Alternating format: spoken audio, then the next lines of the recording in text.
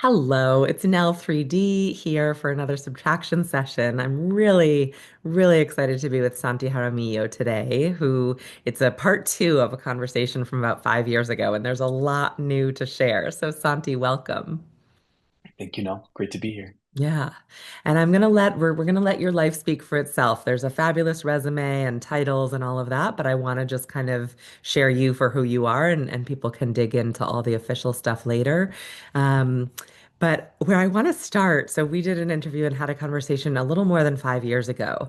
And one of the first questions was based on our prep work when you said that, you really defined success by feeling this sense of ikigai, right? The Japanese like reason for being in every present moment. And given what we're going to talk about today, I just want to bring that back of like, I interviewed you because you were a really purpose-driven CEO, building this really high impact tech with a really deep connection to your employees' purpose and serving customers. Like, that's where we started. And yet, you're now, spoiler alert, on the other side of some pretty intense burnout. That's right. So we'll cover that arc, but maybe it was like, when did the switch flip from a very real, authentic sense of purpose-driven success to, oh no, this isn't my life anymore? Yeah. Yeah. There's something I think beautiful about the beginnings of a journey where you sort of don't have almost anything to lose. And then you start making progress along that journey and you start to be like, wow, this is a really beautiful thing that is building here. And I'm so excited and so passionate about it. And then comes sort of the late night anxiety thought of like, what if I mess it up and I lose it? Um, and it can be it can induce it's a moment where we choose what to lean into and what not to lean into. And for me, it was this moment of starting to grip the wheel a little bit too tightly, white knuckling the wheel of seeking to control the pieces that were not in my control in the first place. And I think exerting energy where around things that we can't control is just a surefire way to extend ourselves, myself, past that limit. Mhm. I think that was one like dimension of it. I think another dimension of it was I was just working really hard for a long, extended period of time, and I started to uh, there's so much that's rewarding about the business and leadership journey. It ticks off so many boxes, and we feel such a dopamine sort of hit from what we're doing that it can be very tempting to just do more of it and let it naturally encroach upon more and more of our time and more of our thinking. So I found it increasingly hard to turn off the CEO brain when I wasn't working. Mhm. And now I just started to sort of like feel like I started to become like a CEO machine robot and could no longer like access these small joys of life because every moment at work was guided to like what's the highest impact thing that I can do in this moment. Mhm. And that's a recipe for productivity and a recipe for maximum leverage and impact at work. Um, but it is not necessarily a recipe for a balanced, uh, joyful, peaceful life. And so I think that the way of being that was rewarded for the highest possible performance at work started to not be the same mindset to approach also living a Mhm. balanced life that has more than work, as part of it. Yeah. And I think lastly, the third dimension that I would invite here would be, um, somebody said that like working hard when you're seeing progress rarely ends up in burnout, but the burnout is much more likely to happen when we're expending tremendous energy and tremendous effort and we're not seeing the progress. Like if we are, if we're working out and eating well, but but nothing's changing, it can be very demoralizing. But if we are, seeing the muscle build or whatever, then it can be very motivating to continue, and sort of we get something back for our effort, and that compounds in and of itself. And Mm, COVID was a hard moment for Amplify. mhm, And so the business just got really, really hard, and I just doubled down on my effort. And it was really hard to make progress at that time, just given the macroeconomic conditions and human resource technology and what our customers were going through. And mhm, so I think it was probably those three things coming together, that when I sold my company for, our company for $50 million, and I was looking at the press release and the check, and finally the adrenaline from just getting the deal done stopped. I had this moment of, wow, I thought this success would be this sort of permanent feeling of accomplishment and success. And I realized that it was extremely fleeting. And I was just left to look in the mirror at this person who had invested so much into his work life. And I had built a beautiful oak tree with a bunch of people. And then I was looking at my life garden and seeing that it was pretty barren. And that I had overwatered, the oak tree at the expense of like the seedlings, the non-seedlings and the non-work trees of my life, to continue this very extended metaphor, atrophied. So mm. yeah. No, thank you. It's an incredible journey and experience to have had. And let's be honest, achievement, right? I think it's important to recognize like you built a thing and you gave work to people and you served customers and you had a really, big financial exit. So worth celebrating. And I appreciate your transparency about some of the costs to that or the ways that it didn't necessarily go as you had imagined, right? That moment would feel. So, I hear so obviously in my lens of leading in 3D, what you're Mhm. saying of this one-dimensional pursuit of work, and that not only are you spending all your time and energy there, but you're kind of learning a way of being, or you're forced into a way of being that works in that dimension. And then you have this kind of, well, first of all, just the personal we of the family, but then also the me of like, where is Santi and how is that all going? And the impact that I know you care so much about, right? And so say a little more like really tactically, if I'm your kind of life fulfillment doctor, what are the symptoms that you would have brought to me in that Mm. moment when it started to not feel great, or when you actually looked in the mirror, maybe with the benefit of retrospect? Yeah. I think one of the clearest things was passion, energy, vitality, aliveness. I think I'm somebody that that passion and that vitality is a core part of how I like bring value to the world, I suppose. And when I'm on and I believe in what I'm doing and I'm feeling good about my life and I'm passionate about my work and I'm passionate about the purpose and the difference that we're making, it is contagious. It's magnetic. It's charismatic. I'm not trying to be it's just the sort of this contagiousness Yeah. about it in a Yeah. positive way. And Um, isn't that, sorry to cut you off, but I think that's a really juicy one and important. And isn't like, you know, aliveness, I would suggest is probably like a human universal trait. So, yeah. right? Did you see that for employees as well? Yeah, for sure. I mean, that was part of the impact that we set forth to have at Amplify. Is a lot of people are really miserable in their work, and so how do we understand their experience and surface that up to leadership so that there can be more, empathy and more positive change in the culture, that it yields more, engagement from employees. And so ironically, I started to find myself with a lack of passion and lack of engagement, for my work, and I realized that very clearly after I sold the company that I had, offers to start a new thing, even better and amazing co-founders, and I couldn't tell you, like I couldn't, you know, you know, the, uh, name your, business celebrity. Like they could have come to me and were like starting the next Google, and I'm like, ah.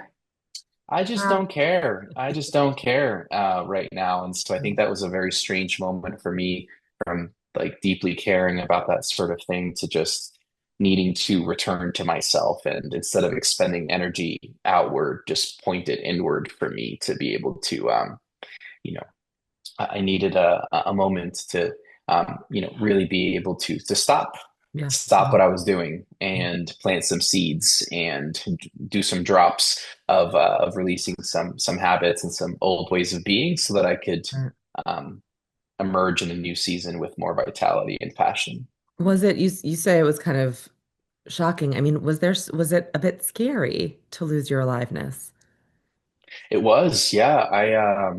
I was not sure if it would ever come back. Right. So there's this moment of like, I'm feeling this way, and what if I feel this way for the rest of my life? This is terrifying. This is like I've lost my mojo was kind of like a thought of the thing that made me one of the things that made me who I was and impactful in my work. It was just like the tide had gone out and I couldn't see it, returning anytime soon. And I'm like, all right, I guess I'm just kind of stranded here on this, in the doldrums, I suppose, to bring in another metaphor, where there's just like this still place in the ocean. There's no wind in the sails. And it's just a sense of floating in place. Yeah.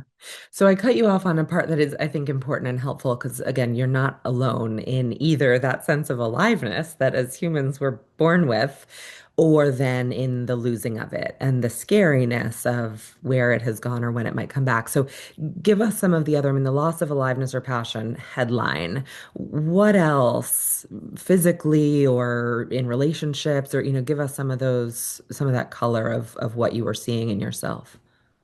Yeah.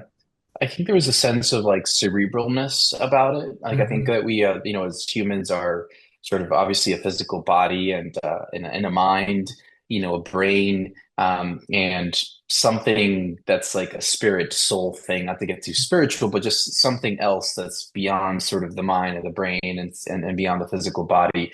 And I just kind of felt like a floating brain. It was like my work in and of itself was like I'm not engaging my body. I'm just sort of like thinking all the time as a CEO. So I felt disconnected um, from my body. I felt somewhat disconnected from my emotions, other than like what I first initially thought was anger, and ultimately ended up being a bunch of sadness being expressed as anger. And so it was just mostly like cerebralness with sadness, but almost like a disassociation, with my body, given just the long how much the cerebral thinking is valued and rewarded in the type of work that I was doing. Yeah. And so I wasn't staying active, wasn't staying involved, um, and felt a real call toward like hot yoga was actually what helped really reconnect myself to my body in a way. And yeah, Cool. Cool. And and one other thing that you mentioned in our chat getting ready was that you actually noticed that your native tongue, your Spanish, was kind of eroding. It really?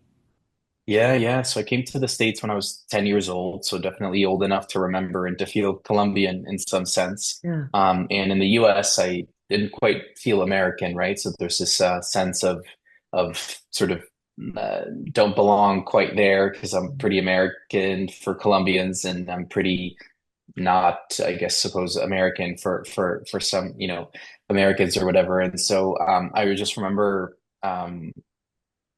just increasingly being able to express myself less and less. And my parents are much more comfortable in Spanish. Hmm. And this feeling of like my parents sacrificed their entire life to give my brother and I a better life than we had in Colombia, sort of fleeing the violence that was happening in the 90s. Um, and as a consequence of that, there's a cultural and language barrier that's actively building between my brother increasingly and I being more American and English speaking, and them Spanish speaking. So I also found that kind of quite sad to not be able to communicate and relate to my parents and kind of lose a sense of a lack of rootedness in some kind of, mother culture. Yeah. No, it's profound. Loss of voice, like most profoundly, is a big deal. So as this is all happening, I mean, in some ways, you're functioning really highly, right? That brain is carrying it on because you're dragging a company through COVID with all of the complexities there, and you get to this, again, significant exit in 2021, still really in the peak of pandemic. Were Mhm. there ways that your leadership and your professional performance were also starting to flag? Or was it just that this garden, the personal side of things, was too glaringly neglected? Yeah, no, my team could tell that I didn't have the same passion as I did before, the same amount of optimistic belief, about our ability to uh, solve super big problems and know that we're gonna don't know the solution today, but we will figure this out together. That unwavering belief in our ability to overcome, challenges and have, grit and resilience. And there's just a moment where you're like, I don't know. And if you stop believing, and if you as the founder and CEO are starting to sort of, lose the magic and the belief, and you are a person who has historically operated out of passion and high belief, then that is as much as I sought to maybe hide that in a way so that others wouldn't lose that. I think it was inevitable that started to show, in my leadership, and that's when so it started to show before the acquisition, and that was part of why the acquisition needed to take place. Yeah, right. Right. So there, there's a whole chapter of how it happened, but and we can get there. It seems to me, and from our conversation and what you've shared about this journey, one of the headline learnings is that there was really this notion of sacrificing for now to get to some dream state goal, which again, in your case, was very purpose driven in so many ways, right? It wasn't kind Mhm. of this typical story of like, I thought I needed to be rich, especially that's certainly an immigrant story, perhaps, and then I figured Mhm. out there's more to life. Like, you came with this real humanity in so many ways. But even still, in retrospect, you're having this awareness of like, oh, I was, grinding to work, work, work. Doesn't matter that it's a sacrifice. Later, it'll be great. Yeah. Is that a fair Yeah. representation? Yeah. There was that one study done with the marshmallow and with delayed gratification, right? And those kids that were willing to give up. I forget the specifics, but one marshmallow, like save it for later instead of just eat it immediately. And I think I just that lesson of sacrifice, like live like no one is willing to live today, so that you can live like no one else can later. There's so many sort of I really internalize that if I want to have extraordinary purpose and extraordinary meaning and extraordinary success, then I need to have that belief, and it just I think there's a balance to that, and if you just never eat the marshmallow and you just always store it for later so that it has compounding marshmallow dividends, you'll have like 1,000 marshmallows in a storage unit that will just eventually like go bad and grow mold. And I was not gonna say only is stale that like marshmallows are really bad. Like the joy is that like exactly fresh, gooey little cushion. exactly. So Yeah. for me, it was I mean, I think about learning how can I also have a marshmallow as I'm sacrificing. And there is an amount of sacrifice, but there is a too much, I think there's a too much sacrificing as well that ultimately doesn't make the sacrifice sustainable. This is most journeys that are big and meaningful take a long time. So they're much more of a marathon than a sprint. And as physical athletes, you learn that recovery is just as important as the actual training regimen. And I was just really shortchanging my recovery and just kept pushing and pushing until you get shin splints and you got to take 6 months off of running because you just kind of pushed too hard and didn't let the legs get back to healthy again after pushing on a hard workout. Right. I really, I struggle with that kind of hustle culture thing that so many of us have heard and internalized for different reasons as entrepreneurs, as immigrants, as women or people of color who kind of need to prove twice because it's like it's such a myth, right? Like I don't I guess it's still sacrifice when you're to the point where you have shin splints, but it's like actively inhibiting your performance.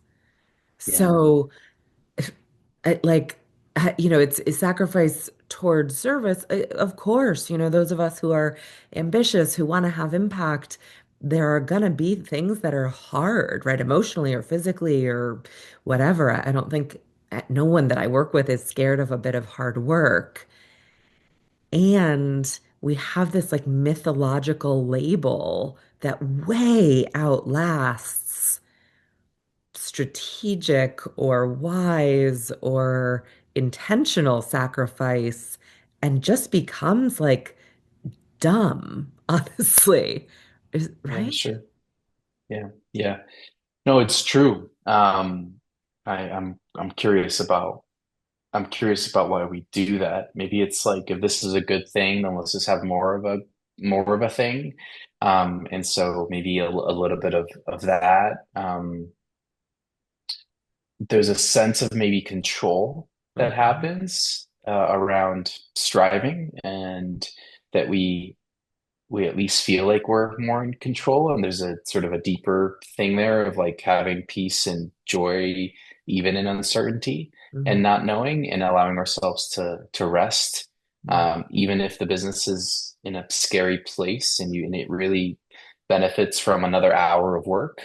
The courage that it takes to say that work will be there tomorrow. What I need is 2 hours this evening to just unplug, go for a walk, and read a book, and I'll bring my best, tomorrow. But there's a real sense of, I think, diminishing returns with too much discipline, too much sacrifice, too much striving, and I'm sure the reasons are nuanced and complex and have many many inputs. But that does I know exactly what you're talking about. Yeah, no, Yeah, the that ceiling of diminishing returns is really hard when you hit it and you keep on hitting it somehow. I was just writing about this yeah, this week and I mean, I think you mentioned dopamine first. I think that's very real. And what I am keen to shine a light on is the infrastructure behind those dopamine hits, mm, right? Whether it's literal tech and red bubbles or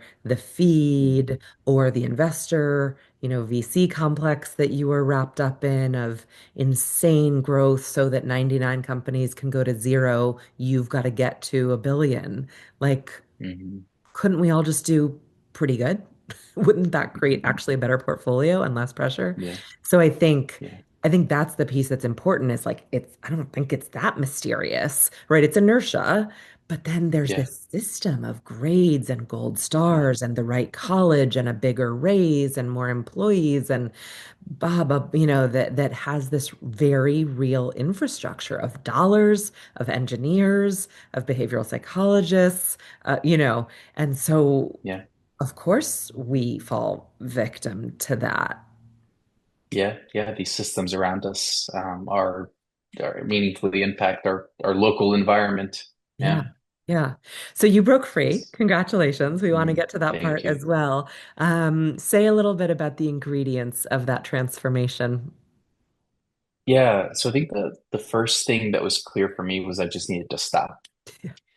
Stop what I was doing. And I think the difficult part with that was everyone's always like, well, what's next? What's next? And people get really uncomfortable where you're like, I have no idea. It's probably something pretty different than what I've done, but I'm gonna take like a long time to like figure it out, and I'm gonna rest, and I'm gonna enjoy life, and I'm gonna go eat some marshmallows and get back to The being to fresh working ones. out and being healthy. Exactly, fresh marshmallows. I think that was the important thing, is to allow myself a moment to rest. And there's definitely like privilege in the sense that I could take 10 months off without work, and recognize that not everybody can just pause on work from a financial perspective for that. But I had the opportunity to, and It's amazing. There's a lot of people who have exits who don't take the time to stop because it is like a really difficult thing to answer in dinner parties and confusing. And I would wake up every day and be like, at the end of the day, I would have my perfect sabbatical day, and at the end, I'd feel this guilt and this shame. And I'd be like, "What's going on?" And there's a sense of like, "Well, you didn't accomplish anything today, so like you're like I had this like inner voice of like you're lazy, you're worthless, and I was just like, what is I just sold like a company, and I have this like really harsh inner critic berating me about how I didn't achieve anything on a sabbatical, and I was talking back to it, just kind of being like not out loud because that's um it sounds it's probably a little bit Slight red scary for flag. Yeah. people. Yeah, yeah. It's a deeper discussion, but this like I'm in a sabbatical, and so I really had to like figure out how to sort of hack. I had to come up with like a very clear what does success for a sabbatical day look like, so that I could sort of redirect that inner critic at like it's can't be I can't make you go away necessarily, but I can at least redirect you to like did I get good sleep? Did I connect with other humans? Did I nourish my body with food and movement? Um, did I do something did I do something to give back, something kind, did I help someone's day, somehow, and did I have some sort of like authentic human connection? And I sort of had to, and then did I play or learn something new? Was the other one. And so I think that was a big, I think theme for me was this sense of play I sort of lost this sense, this passion, this aliveness, this vitality. I felt like I took kind of a dead end somewhere, and I had to return back to passion vitality highway. And for me, it was what is something that I would do just for the sheer joy of doing it, Mm. not for how good I do it or for the outcome that that thing is going to give me. And for me, that's the definition of play is like something that we do just for the sheer joy of doing it, regardless of how beneficial the outcome is. Like Mm. building a Lego set, like what outcome does that have in the world? Not really, Yeah. right? It isn't, but I just enjoy it. And so I'm going to do it and I'm going to play the drums again. And so for me, it was a remembering before business captivated and sort of pulled in into its gravitational pull all of my being. What are the things that I enjoyed doing before business? And it was tapping into music, into play, into all sorts of kind of other things like that. And I think through that, there was a healing that took place. There was a sense of vitality that started to come back slowly.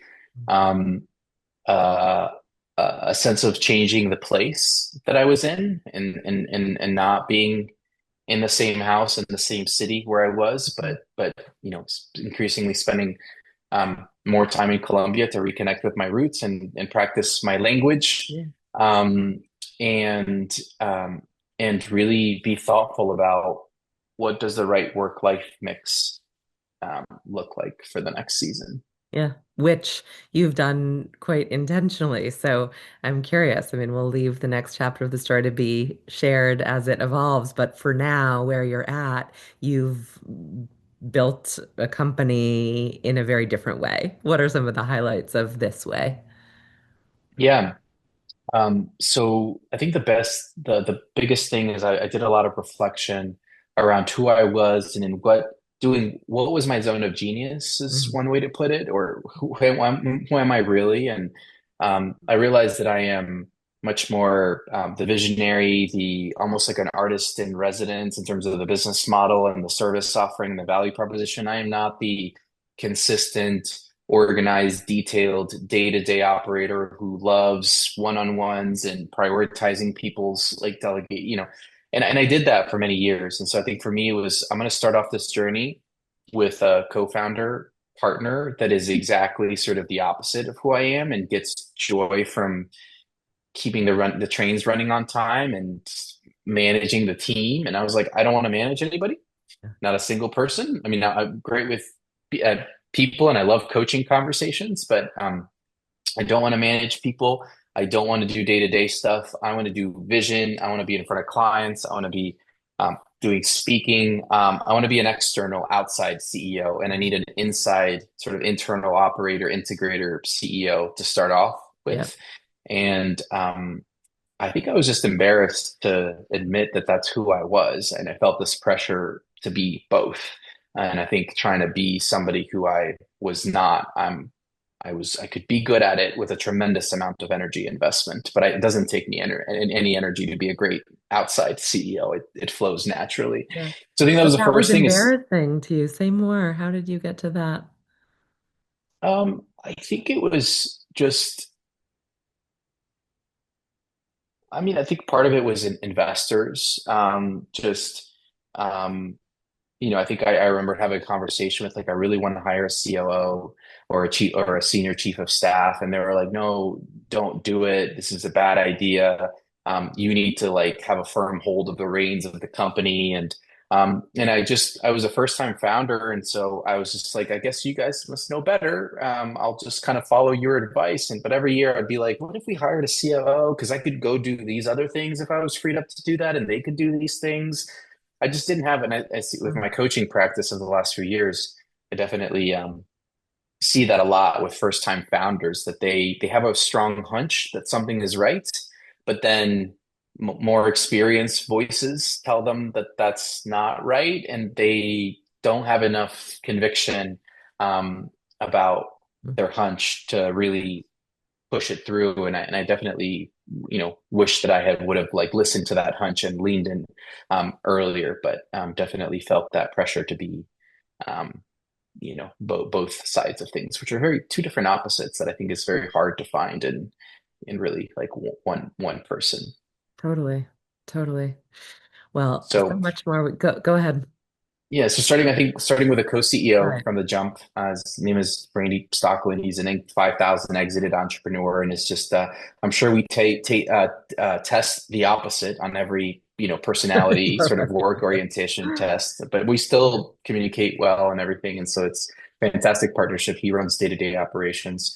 Number two is I'm keeping boundaries around better boundaries around recover intentionality. I'm about to on Friday head to Curacao for a scuba dive, vacation, and so really having these important moments of unplugging every evening, and also every weekend. Every evening for a little bit, every weekend for a little bit more, and every quarter for Hmm. a longer chunk, and keeping these recovery rituals and not skipping them. Also running experiments about where I live, being sort of more nomadic and reconnecting with my roots in a first language. And uh, I think just increasingly bringing more of my full self to work, not just who I needed to be credible as a first time CEO in my 20s, Hmm. but now not really having anything to prove and just being um, more myself and more, fluid kind of, with it all. I think those are a lot of the things that I'm doing. And then I think there's a lot of obviously like I think appropriately negative discourse about AI out there. But for me, it was I started to use AI last year for my work. And it was just, I mean, in the beginning, I thought it was complete garbage and like super hype, like the next NFT.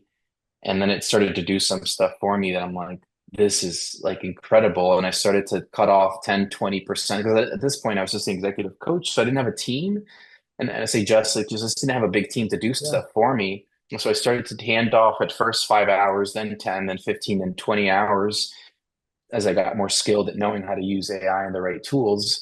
And then I started looking around and I'm like, everyone is still like doing this manually. Like, we've got to get you more of your life back. You can get 15, 20 hours back Yeah. with AI if you like are skillful at knowing it. And I was Yeah. looking at business leaders and looking at companies, and they seem to be really underutilizing it. And so I thought, I mean, imagine what you would do if the least enjoyable, least strategic, least high leverage activities or 10 hours of your week just disappeared, and you had 10 hours, and maybe you take 3 of those hours or 5 of those hours to live more, but then you have 5 hours to say what strategic project could I take on that Yeah. before I couldn't do? What relationship can I develop? What team can I invest in, Right. in that time? And just finding it really um,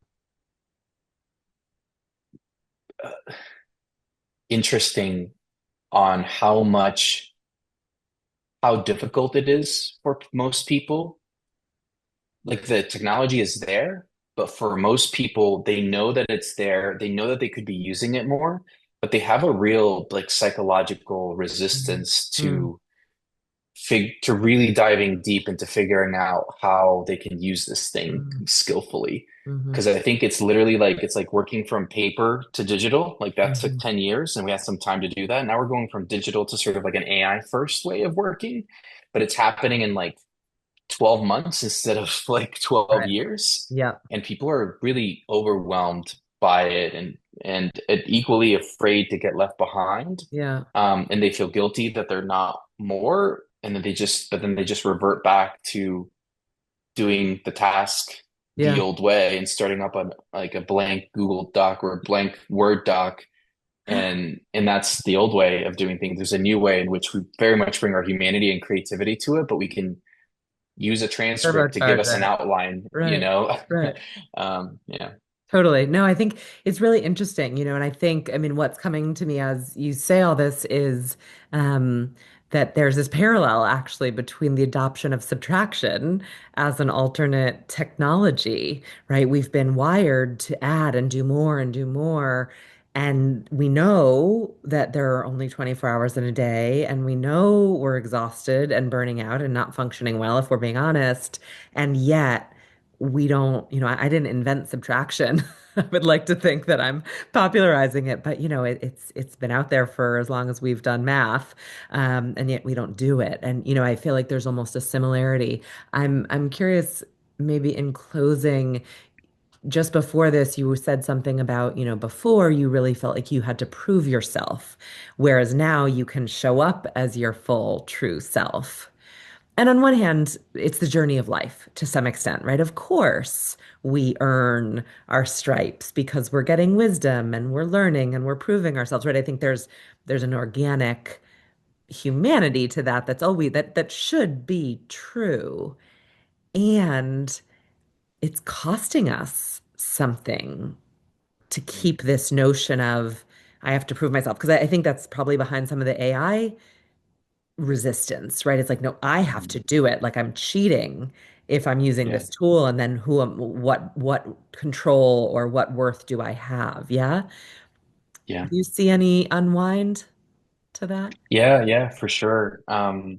I think the invitation that this AI development that none of us chose to happen is going from like doer of the work to orchestrator of the work Mhm. and sort of almost like delegating to AI bits and pieces of our Yeah. work. Yeah. And I think it's especially true for like a writer or something like that, where it's like we take a lot of, and then sometimes it comes out with a first draft that we're like, ooh, that is pretty good. And so there's a sense of almost like, threat to us and this thing that we've spent so much. I mean, software engineers have spent, many often decades perfecting the craft of coding, and now AI is doing most of the coding and they're reviewing, code. But I think it's no different than when individual contributor who's really skilled at their craft Yep. gets promoted to management. Yep. Then at the end of the day, I often coach folks who is just like, I feel like I got nothing done today. I was just in meetings, I didn't sell or I didn't code or I didn't write marketing copy. So I think there's a changing of the definition of what success means, is that Yeah. actually like just because you didn't do the work, you actually like helped 20 people in your team do the work, and you were an amazing aligner and supporter and coach of that. So Yeah. it's changing kind of that internal definition. It reminds me of the sabbatical success day definition, right? Yeah. Before it Right. was work till I get exhausted, and it was different. I had to train my mind to have a different definition of success and sort Yeah. of give it a new paradigm for success. And I think it's the same thing with AI. Is before we took pride in doing the thing, and now the invitation is to take pride in elevating our work to do better and more in less time, even if we aren't the doer, Mhm. of it all. And I think it's a challenging adaptation Yeah. step Yeah. for most people, but very much necessary for us to sort of not get, I think left behind in the world of work. I mean, I think increasingly lack of AI literacy is sort of like lack of computer literacy in a way, right? Like it'd be tough to be a productive um, worker in today's knowledge worker in today's age without a good command of a computer and the Google Suite or Microsoft Suite. And now all of a sudden overnight we've added, oh, to not get left behind, you actually need to be a skillful AI user. Yeah. And I think that's very overwhelming for folks, True. and especially and not only at an individual level, but what we're tackling at Pragmatico is how do we help an entire organization Yeah. culturally change the culture toward equipping their people, making it an expectation that they need to go on this AI journey and addressing their fears, equipping them with the skills, giving them incentives to do so, and helping them upskill.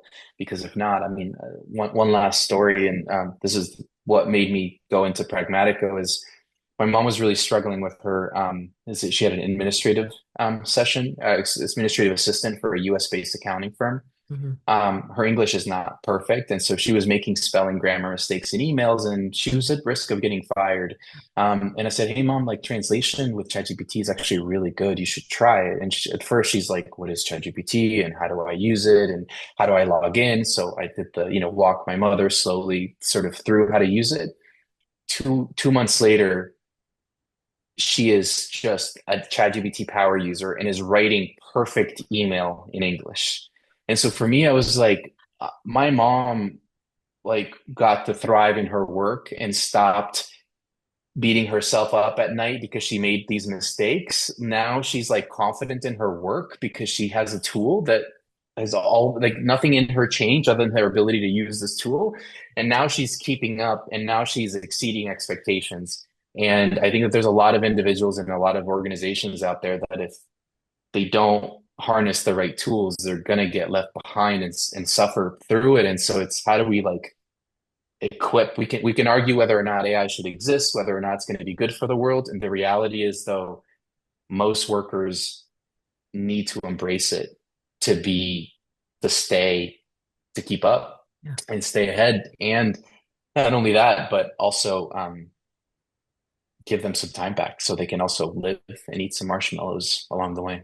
Love it. Love it. Well, so good. Your aliveness is certainly back, which is good for us and the world, as well as yourself. To close, knowing that you're a coach yourself and that this is, none of this is prescriptive. It's just an individual journey that we're helping to kind of illuminate. So, what's a question that you would leave people with? Hmm.